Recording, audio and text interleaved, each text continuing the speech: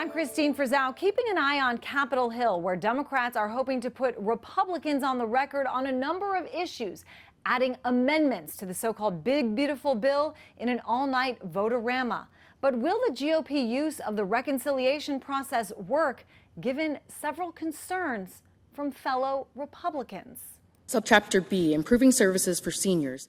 You could call it Sunday story time inside the U.S. Capitol. In accordance with subparagraph B or The entire text of the 940-page so-called Big Beautiful Bill read aloud, a delay provision insisted upon by Democrats, all of whom oppose the bill. On this one, this is tax cuts for the wealthiest to end up cutting health care.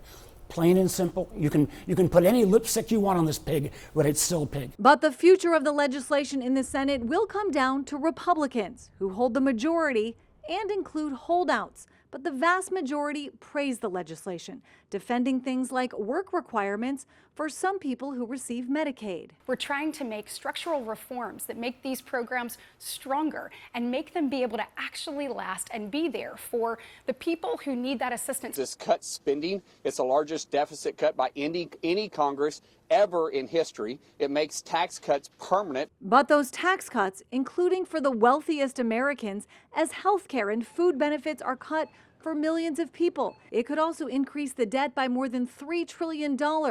These are among the reasons some other Republicans oppose the bill. Former Trump partner and friend Elon Musk calling the bill political suicide for the Republican Party, accusing the Senate version of giving, quote, handouts to industries of the past while severely damaging industries of the future, likely referring to increased support for coal and cuts to clean energy.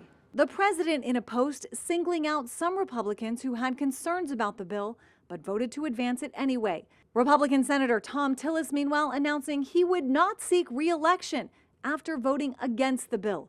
In a post writing, leaders who are willing to embrace bipartisanship and compromise are becoming an endangered species. If and when the Senate passes the bill, it will need to return to the House and be passed there, where Speaker of the House Mike Johnson is already hearing criticism from fellow Republicans. Still, the Speaker of the House says those critics will not stop the bill from passing before President Trump's July 4th deadline. I'm Christine Frizzau reporting.